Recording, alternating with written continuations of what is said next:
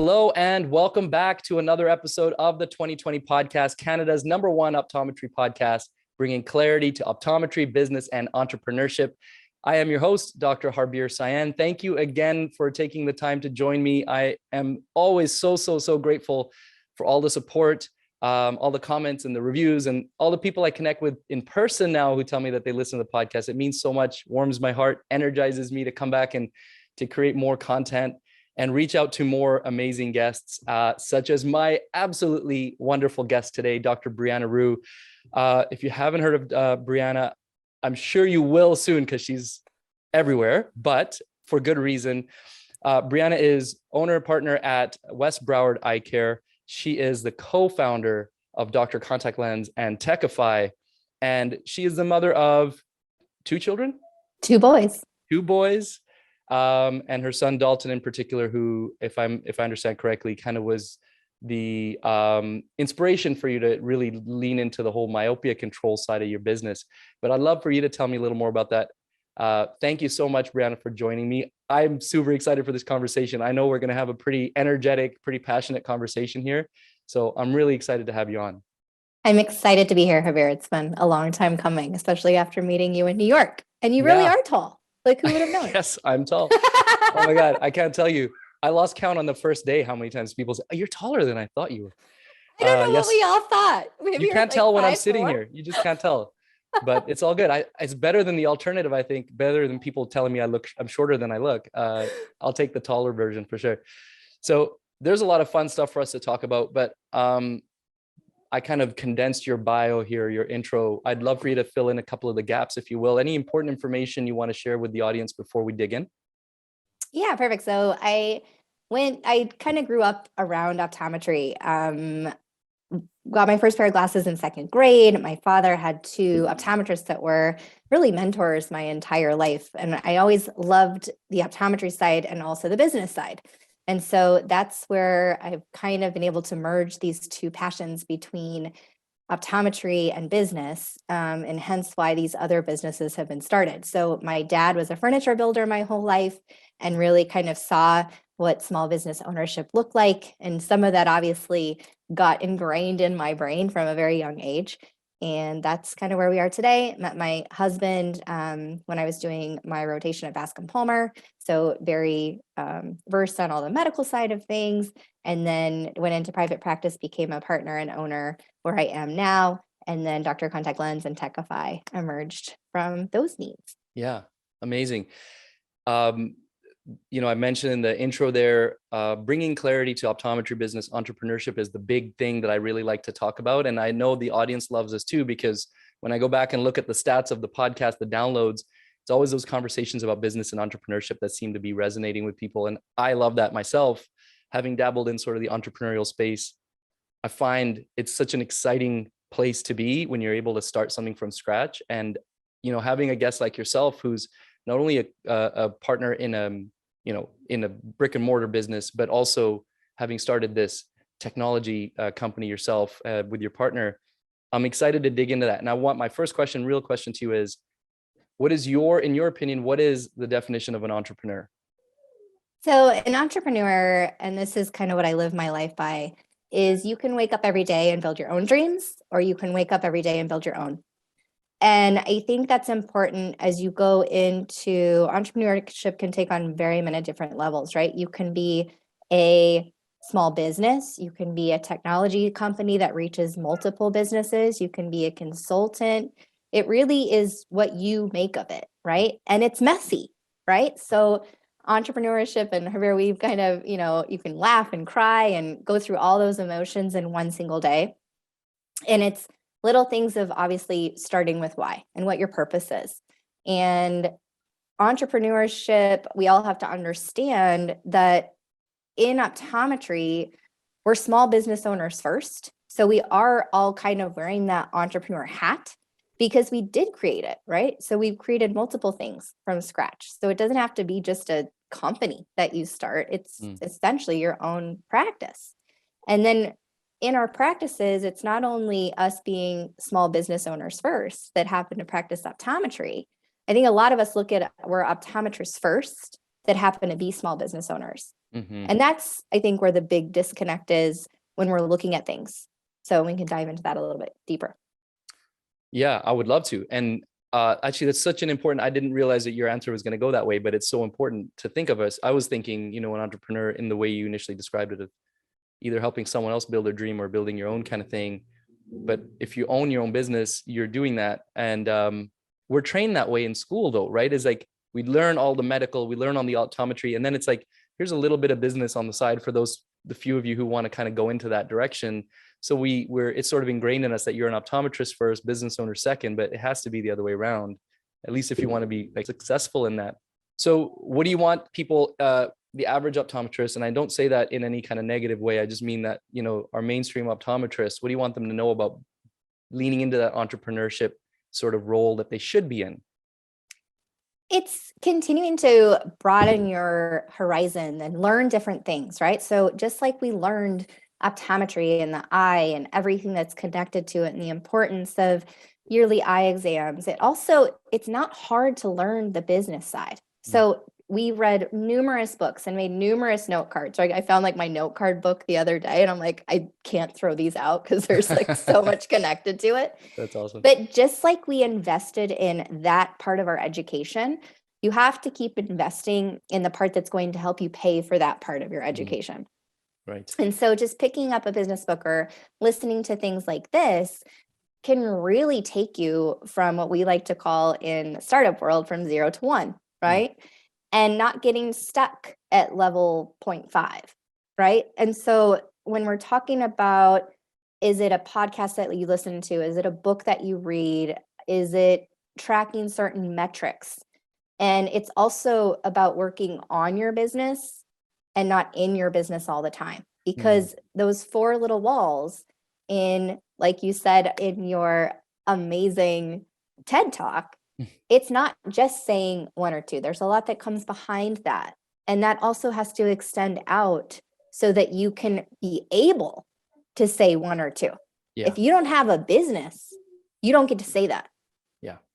Right. And if you don't take care of that side, you're actually fully not taking care of your patients to the ability that you can be. Right. So if you don't have the money to invest in new technology and invest in your staff and invest in your patients, you're actually doing them a disservice. And I think that's how we have to flip it. 100%. I agree with that. And 0 to 1, Peter Thiel, it's a book as well, right? Good book. It is. So we're going to get into like the a little bit more of the business type of conversation, because I'm not the best when it comes to, like, to be honest with you, numbers. I'm not really savvy with the metrics. I love talking about that stuff. I love learning about it, but I'm still not like an expert on it by any means. So when I have someone like you on, I'm like, tell me more, and tell everybody else what kind of things, KPIs and whatnots we need to be looking for. But I want to talk about you a little bit more personally first. One thing I already got from you before we met in person just a few weeks back, I already got from seeing you online and all these different forums and platforms, was like the energy just is amazing. You're everywhere. And I mean it in a good way. I really do. Because sometimes people say that to me, like, are you always showing up on my feed? And I'm like, I don't know if that's good or bad. I can't tell by your tone, but I mean this in the best way. It's incredible. Knowing that you're a business owner, entrepreneur, mother, yet how do you find the energy? Where does the energy come from? Where's the inspiration? What is getting you out there to do all these things? Like, we were on a webinar together recently, and your talk was incredible. Like, I love the enthusiasm you put into it. A lot of people come on and be like, okay, so now we're going to talk about this thing. All right. But you're just like, look at me. I'm like doing this. I'm doing this. I'm queen of my castle, all these things. I loved it. So I want you to know that I love your energy. So now tell me, if you don't mind, where do you think that comes from? And where can people tap into that for themselves too?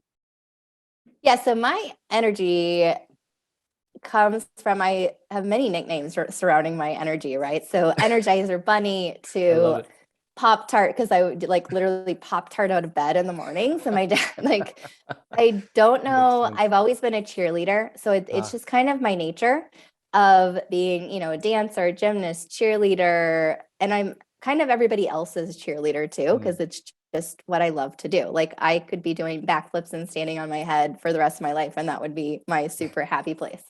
And I get energy from kind of feeding off a good circle of people. And I think that's really important to find your core group on what keeps you motivated. So really the being everywhere, I've always been coachable.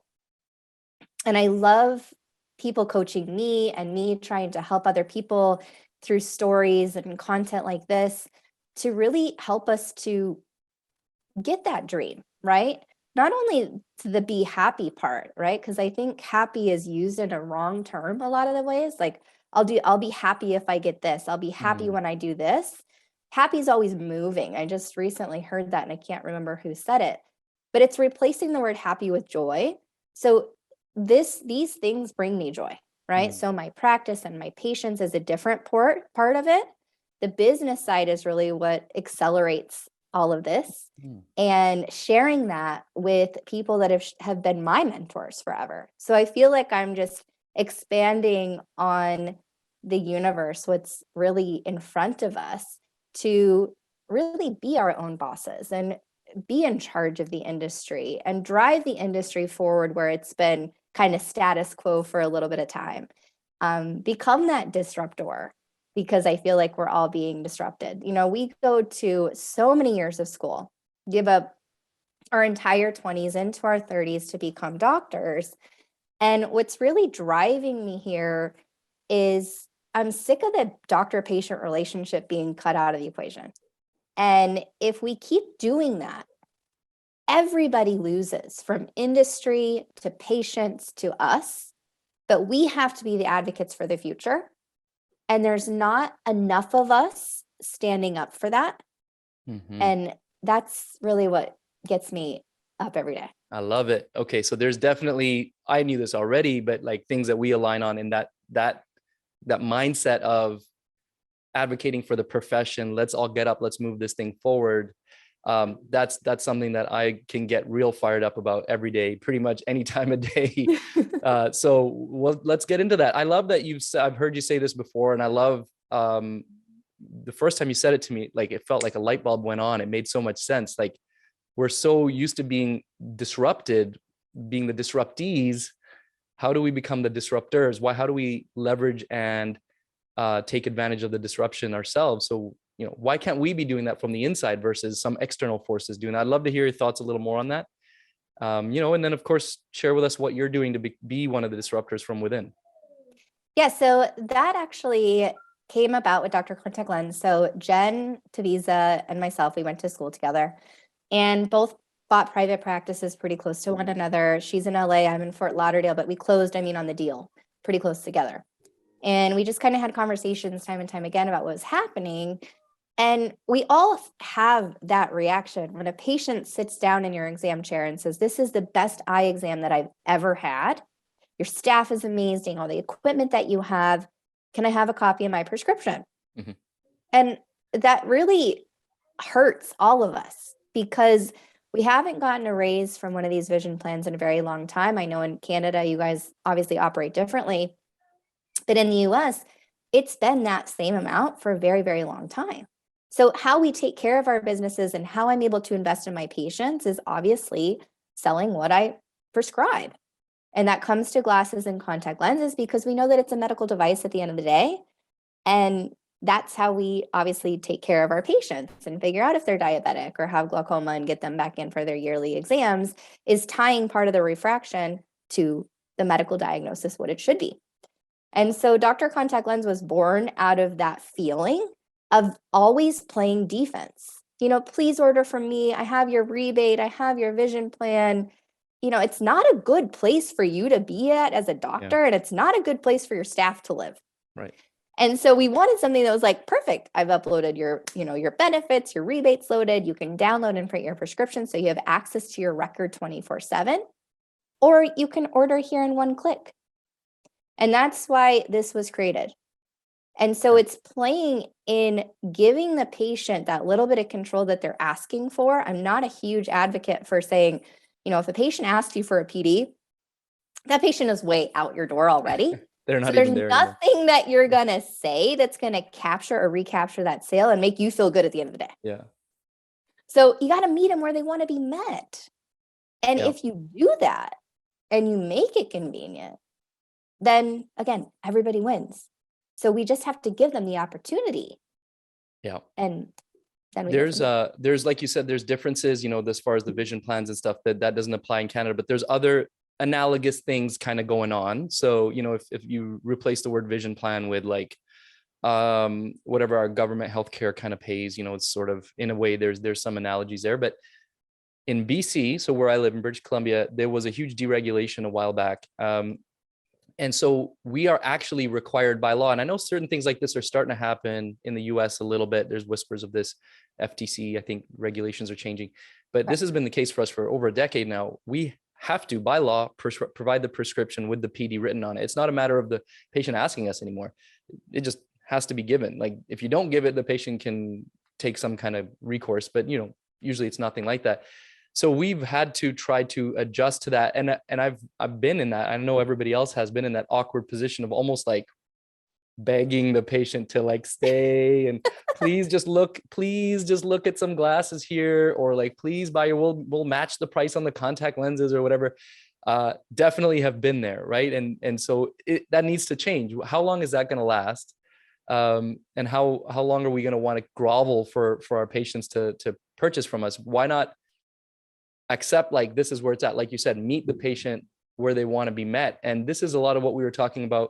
We did this e-commerce type of webinar recently, right? You and I, and a lot of the stuff we were touching on is like, this is where people are living. Why don't we just go to where people are living and meet them there, rather than trying to force them to meet us where we are? But a lot of our colleagues are struggling with this mentality of this switch. And what is your thought on like, what's the roadblock there? What's stopping them from taking that step? So I think you uncovered something here. There's a couple of things at play here.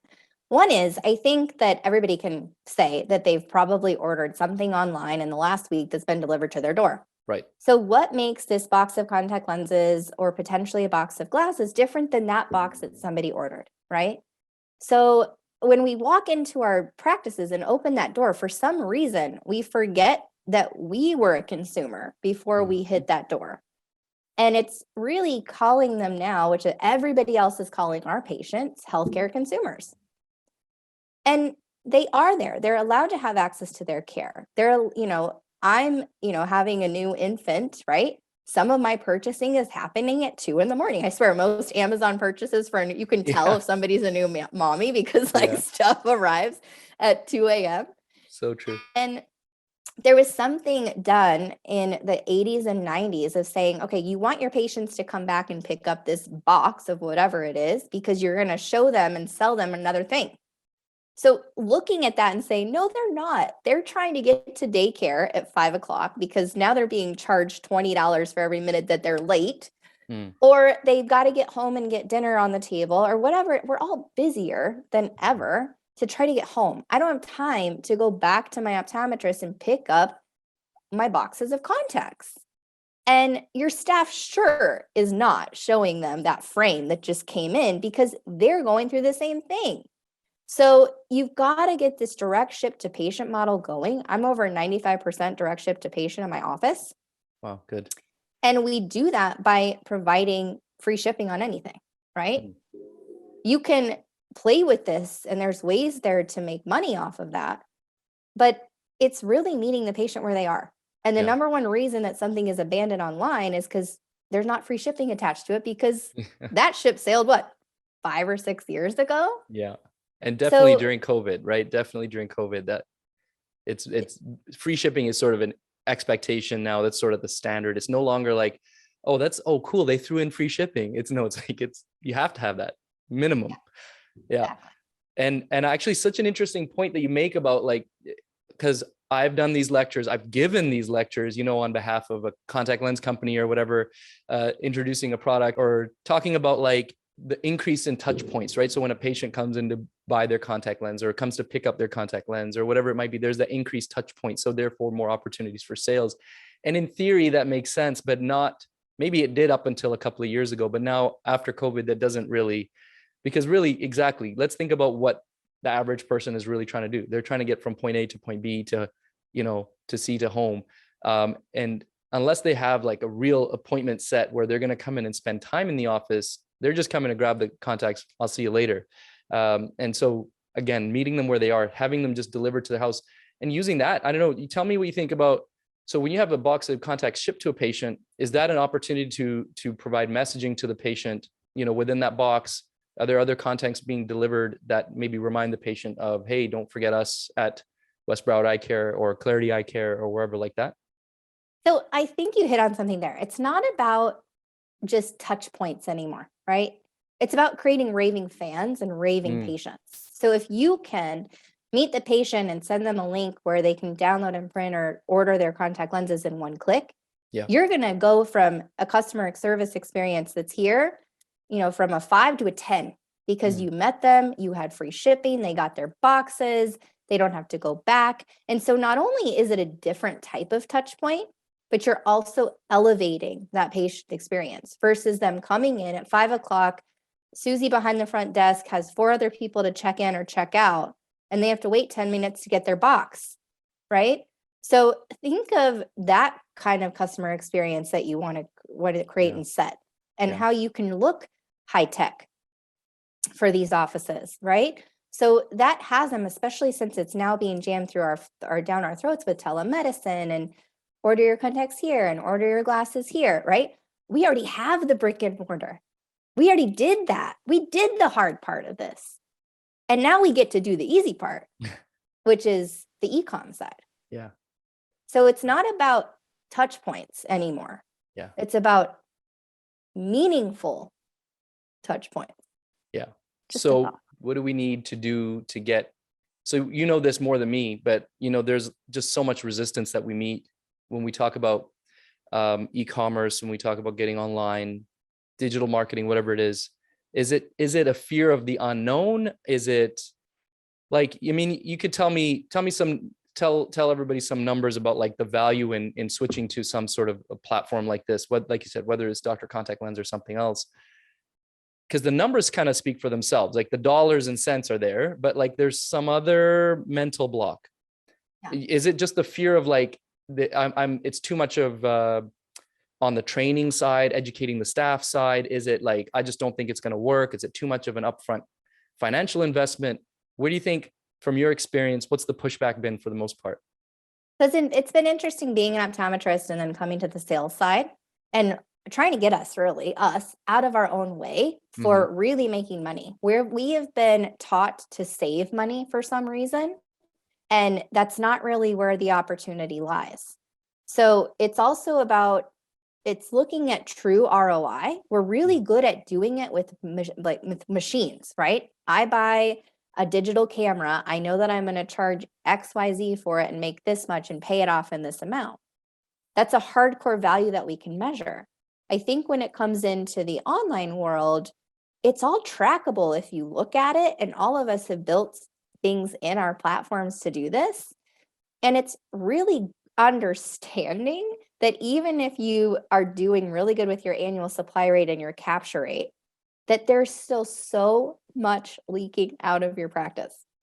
So for instance, let's hit on this for a second. If you have 1,000 contact lens patients in your practice, which is normal for a 1 to 2 doctor practice, and your capture rate's 80%, that means 800 patients ordered something from you and 200 walked out of the door.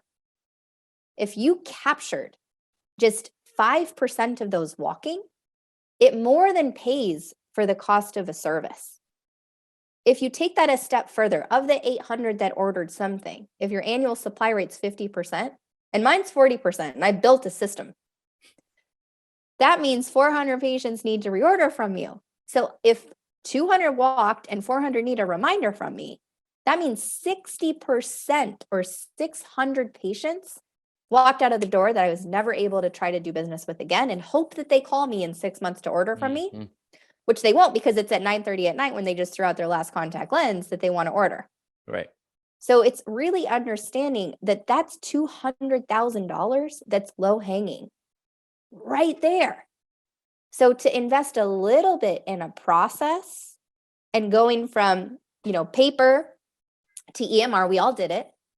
So to come back to your question, it's a lot of staff and changing a process. If you stick with something for a year. And I hate the word try. We tried it and it didn't work. Because implementation for some of these processes that can take a while, but we're there to hold your hand. If your staff is excited about it and we're not meeting like a dead wall, we're here to be an open book. But if you go in cross-armed, you're going to get out what you put in. And so it's looking at, we sold an account not too long ago. The doctor was super excited about it. And she came back the day before we were going to implement, and we had already pulled in all of her information. We showed her where $257,000 was hiding. Jeez. And she's like, so we're not going to move forward anymore because my staff voted. Okay. So here's your money back. Okay. But I just want to show you what you're leaving here. And I'm not there at this point to sell her, right? To stay. That's not what I was there to do. Just to educate her and say, look, I get it. You're up against a staff here, but at the end of the day, you're a business owner. So they just cost you potentially $257,000. So I'm not sure if you really wanted your staff to vote in that case. So it comes that doesn't a look lot like, to doesn't staff sound like a staff implementation. voting type of situation to me. That's insane. Like when you have those numbers in front of you, and I know I'm guilty of this too. Like if I'm not shown those numbers, I'm kind of like out of sight, out of mind, right? I'll just kind of assume everything's working. But once you show me, like, here's like, how do you like them apples? Then I'll be like, okay, let's just do it. Let's go, whatever we got to do. But yeah, when it comes down to those kinds of numbers, that's not a vote that the staff gets. It's like, here's the plan moving forward. Yep.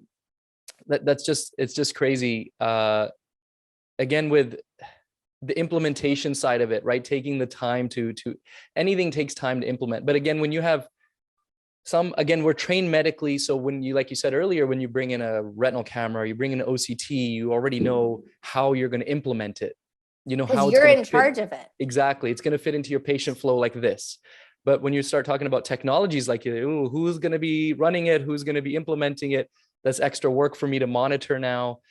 But like you said, just a few of those patients captured automatically pays for this thing. And then it's like off to the races from there. So what do we got to do? We have to get out there. We got to yell from the mountaintops. So we got to get on to more podcasts and do more webinars. We just got to get in front of more people and say, guys, come. It's fun over here. Like, yeah, it's really fun it's fun on the side of the fence because I don't like living in doom and gloom. Like, I think that we've been taught, you don't have to live there. And your most valuable patients, essentially, because I know this side of the industry so well, it really is our contact lens patients. Because if I give that, and we're all trying to drop vision plans or get into myopia management or scleral contact lenses or dry eye or aesthetics, right? Where you find that clinic and the clinic of your dreams, not to just be busy, but to be busy with the right patients, is really your contact lens patients. So that -3 mom, 34 or 35-year-old that's been wearing contacts is your dry eye patient that just walked out of the door that potentially went online to not renew from you. That is her kids that are potentially myopic, that you're trying to build a myopia practice. So I think it's also just being laser focused, right? And you can only focus on so many things. I get it. And the medical side is easy for us to focus on because that's what we know. That's what I can control in my practice. And it's funny about this slide that everybody's referenced is like my queen of the castle thing. And I got this from Susan Resnick. She's like, as much as I say that I'm the queen of my castle, some of the days I'm not. And I depend on other people to help me and pick me up. And that comes to your office manager. And it comes to having that cheerleader in your office that they don't care at the end of the day if you make more money, right? But they do care about taking care of the patient like you do. And so if we just word some of this differently with our staff, then again, we're keeping a clinic healthy. And that's at the end of the day what we're there to do. Yeah, I know. I don't know if this is like a relevant analogy, but we use this analogy in so many other cases. The whole oxygen mask in an airplane thing, right? You got to put yours on before you can put it on for the person next to you. Your business has got to, the business owner business has got to be breathing and successful. And then you're able to help your staff and help your patients and all these things. It has to be, have the energy to do all of that. And I think we look at it the other way around, as if the patient has to provide you with the mask, when it should be the other way around. So, okay, we'll go back to the whole cheerleading thing and rah before we wrap up, because we really want to get everyone revved up. But let's talk a little bit more about some of these metrics within the office. Actually, one thing you touched on, which I love to kind of spend a few more minutes on, is that the contact lens patient is most likely your most valuable patient. And I think a lot of times, ECPs worry that, if a patient buys an annual supply, well, then they're not going to have as much money to spend on something else. But, I know there's surveys or studies that have been done that show this. And then, I mean, my personal experience shows me as well that actually those patients will still spend the money in all those other places, right? So, we have the 40 something who buys the multifocal contact lenses, but then wants to get the dry eye treatment. So we have the radio frequency and the IPL, and, they're willing to spend, invest in that. And then they still want to buy the nice frames because they know that they got to wear the glasses. They're not going to wear contacts all the time. And usually it's patients in that age group, so 40s and 50s that have more disposable income as well. So it's not like we're closing our other opportunities by selling these contact lenses. We should be like looking at it as an opening a door to all these other revenue streams within our practice as well. Is that something that I think you've already touched on, something that you would experience as well on your side? Yeah, 100%. So those are the patients that come back more often, that do have more disposable income, that are open to our, not recommendations, but what we prescribe. So I think that there's a couple bad words in my practice. One being calling a vision plan insurance. One asking how many boxes do you want? So box is a bad word.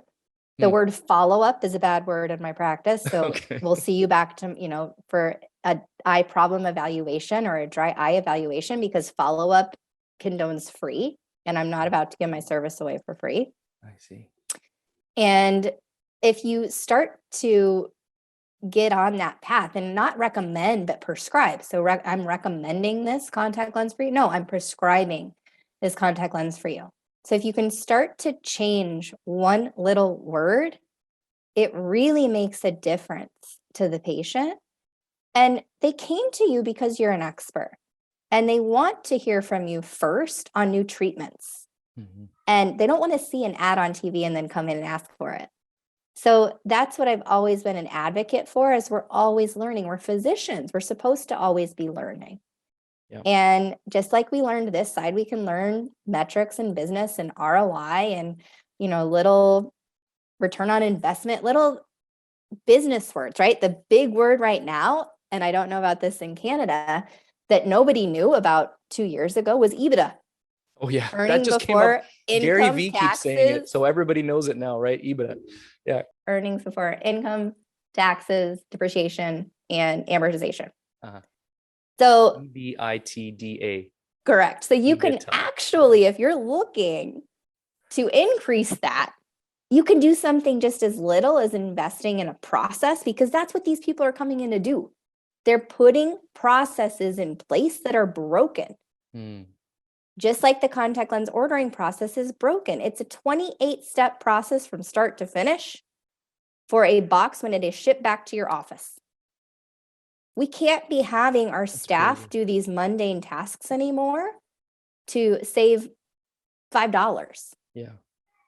And it's also about, patient information. So we're all giving our most valuable intellectual property away for a 2% rebate. What do I mean by that? Like, you're going to give whoever it is a 2% savings. Look at, if you order 100 boxes of contact lenses and you save $2 a box, by doing the 2% rebate, you essentially saved yourself $200. When what you could have done was get a contact lens patient back in that's valued to your practice at $350 or $500 or $700, depending where you're located.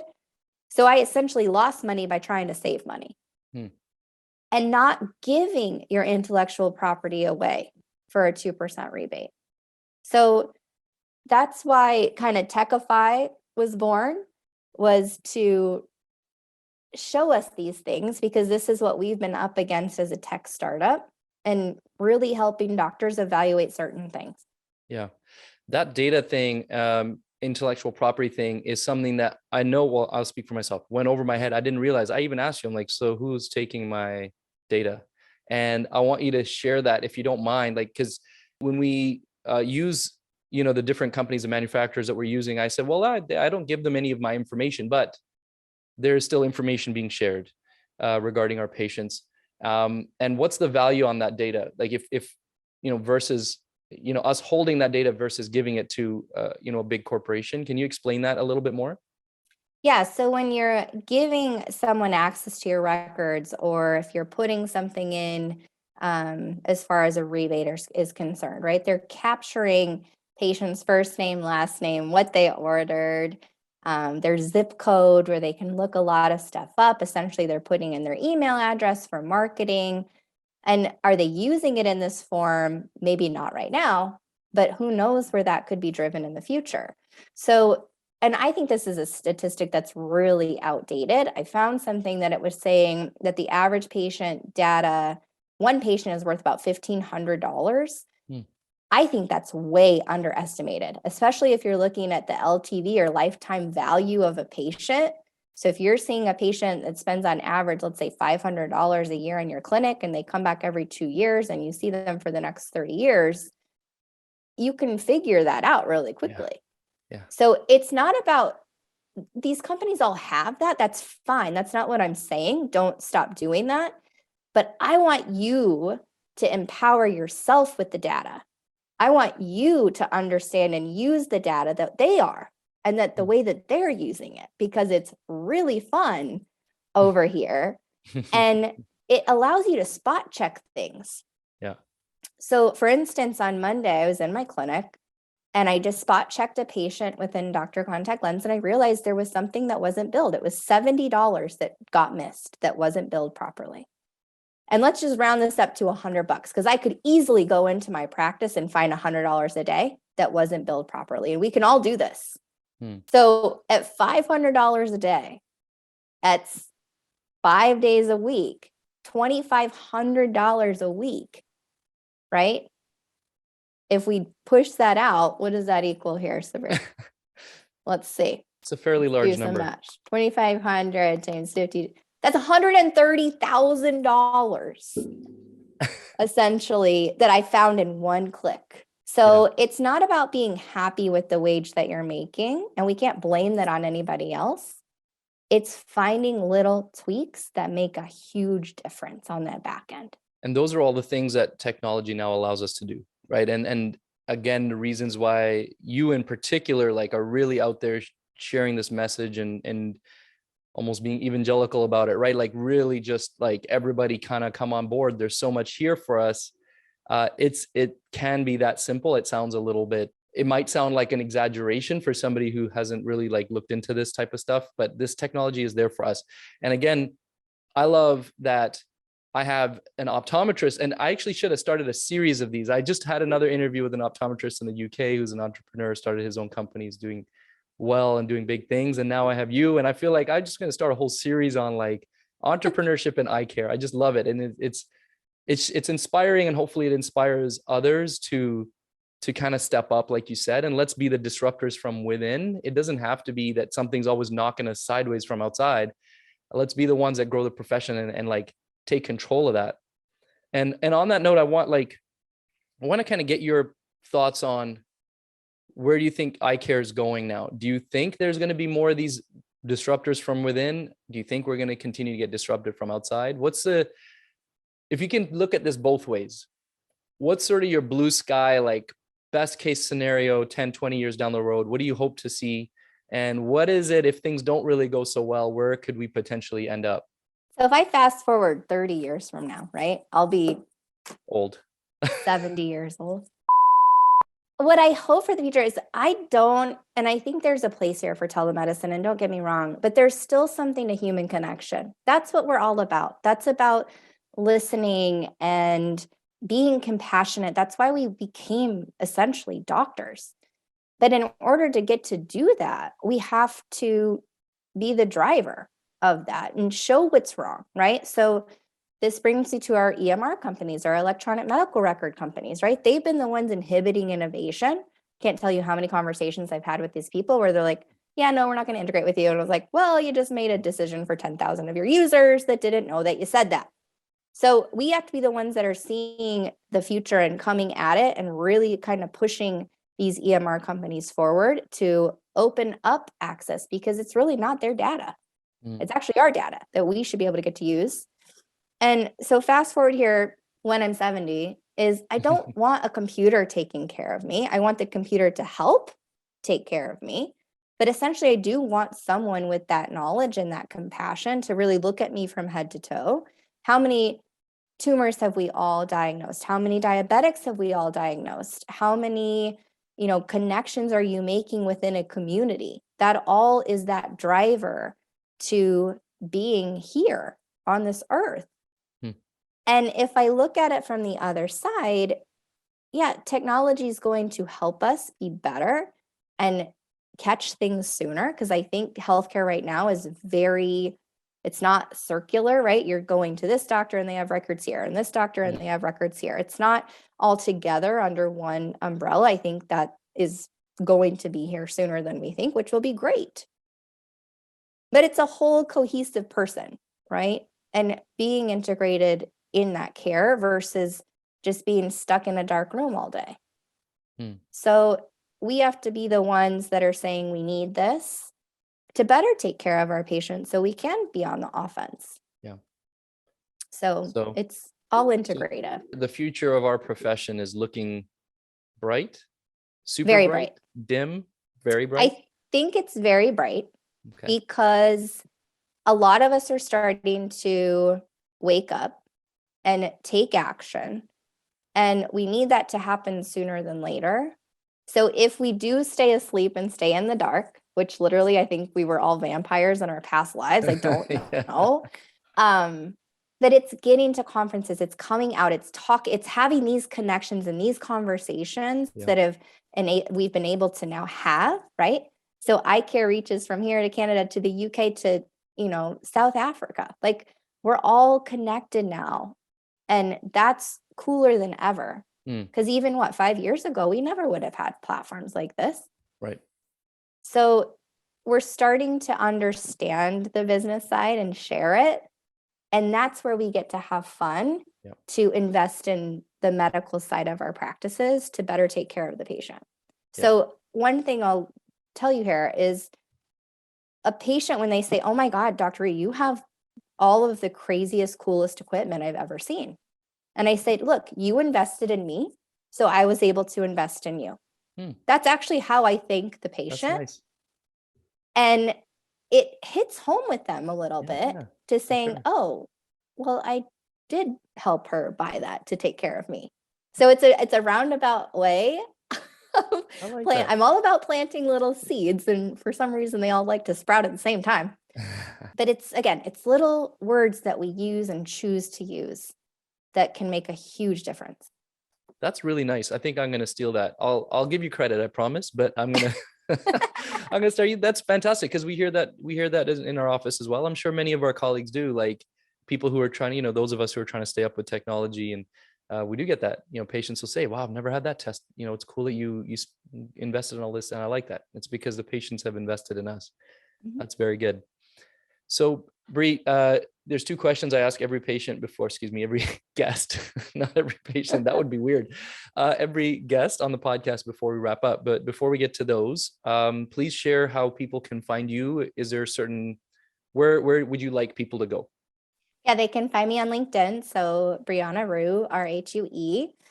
You can visit drcontactlens.com. You can reach me there. And then my email, I'm sure Harbir will share that. It's my last name at drcontactlens.com. And then just, like and share and post and comment. And we're all part of this. We're all learning from each other. And I think it is all part of engagement. Absolutely. Thank you. Yeah. So I'll put all of that in the show notes as well. So wherever you're listening or watching, you can find it there. And so the last two questions. So you remember you were at the Division Monday Summit in New York, right? I Yeah, was. that's where Saw I my saw you. little logo up on the top there. It Oh was so yes, of course, cool. of course. It was on the, I saw that.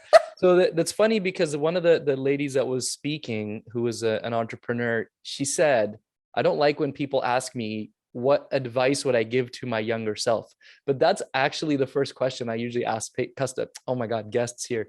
I'll say, if you could go back in time to a point in your life where things were a little bit difficult, what advice would you give yourself? But after she said that, I was like, all right, maybe I won't ask that anymore. And the question she thinks that is more relevant that I've just started asking now, because I think it's a cool question and it actually makes people think quite a bit, is what would your younger self, 10 or 15-year-old self, say to Dr. Brianna Rhue now? My 10-year-old self, I would say that it's never, I just have honestly never given up. I think that you all get knocked down, right? So having been bullied, in middle school, and I could have chosen to live there, or I had a huge support system to get me where I am. So it's obviously be careful with who your top 5 or 10 people are that are in your life. And so I was, able to be steered in a way that was very positive. And I don't know, like I just always never heard the word no. I just always hear not right now. So, That's good. I like that. I don't know. The core group of people, you talked about that right off the top too, when I was asking about your energy, right? And you said it comes from those key people that you spend time with. And I found that in my own life that's so important. And the older you get, the more you realize it, because your circle gets a bit smaller, right? You kind of filter out. You end up only having, you don't have as much time for so many people, so you end up filtering down to like the key people. And honestly, that's the answer that I give to so many people anyways. When somebody asks me, somebody says, oh, how do you have time to do all these things? And I don't necessarily think that I'm doing more than anybody else, but somebody asked me that question. I'm only able to do the things that I'm doing, whether they're more or less than what other people are doing, because of the people around me. My wife, for number one, being able to support in all the different ways she does. Then my parents and my family, my close friends, who give me brutal, honest feedback when I'm not doing something well. They'll be like, dude, you need to, Right. that kind of stuff means something, and it's extremely valuable. So I think I wanted to say that earlier, but since you brought it up again, I will 100% agree with you on the importance of that circle of friends. I think that's so key. Mhm. So the last question is, everything that you've accomplished so far in your life, in your business life, professional life, personal life, how much of that would you say is due to luck and how much is due to hard work? So I think there's obviously a little bit of luck, right place, right time, seeing the vision. A lot of it is hard work and energy and, not getting knocked down, but getting up again. One of the stories in the doctor contact lens venture was we were at that point, right? We had somebody really knocked us down real hard. And we had 2 paths to take. One was, give up, or one was figure it out and move forward. And I'm glad that we chose to move forward with it. So yeah. Hard work or luck, or both? Hard work. Or how much of each? I'm a true believer in you have to kind of find signs in the universe that that you're on the right path. Yeah. Because a lot of the times you can get, really into a dark place too, especially as an entrepreneur. And so it's hard work, but the right work. So it's finding, I'm a huge believer in the book Traction. So it's being that visionary, but finding integrators in your life where you can live where you want to be living to keep creating and focus on the work that you want to do. Because people ask me all the time, how do you do all of this? You must not sleep. And I'm like, actually, I sleep pretty good. So, but it's just, again, being focused. And I think having, in the book Deep Work, it's not having a hive mindset, right? It's being laser focused and coming up with that 5-year plan, your 1-year plan, your 90 days, and then breaking it back out into weeks.